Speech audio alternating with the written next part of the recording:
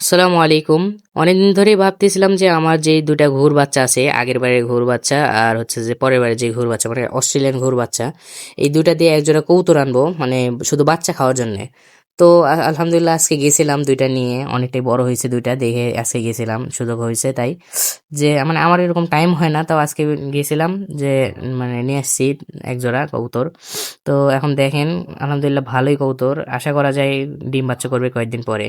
আর একটা সমস্যা হয়েছে কি মানে আমার এই বারান্দার লাইটটা কেটে গেছে, তো আনাও হয়নি। ওই জন্য মানে ভালো ফুটেজ আপনাদেরকে দিতে পারলাম না, মানে ভালো ভিডিও দেখতে পাচ্ছেন না।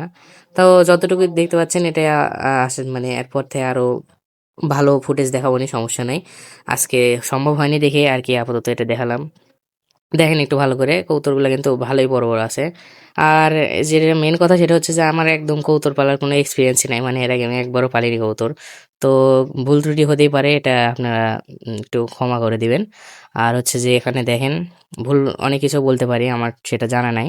তো এই যে এখানে বাজিগার আমার ডিম দিছে, ফিন্স ডিম দিছে, সবগুলাই ভালো আছে। কোয়েল পাখি হচ্ছে যে আমার ৫ পিস ডিম দিছে, মানে ৫ পিস দেওয়া শুরু করছে। কালকে ৪টা দিছিল, আজকে ৫টা পাইছি। খুব ভালো লাগতেছে এখন। মানে কোয়েল পাখি পেলে আর কি লাভ হচ্ছে, এটা একটু বুঝতে পারতেছি। আর এই যে এখন একটু দেখেন কবুতরগুলা মানে অনেকটাই বড়, আমার কাছে তো ভালোই লাগছে।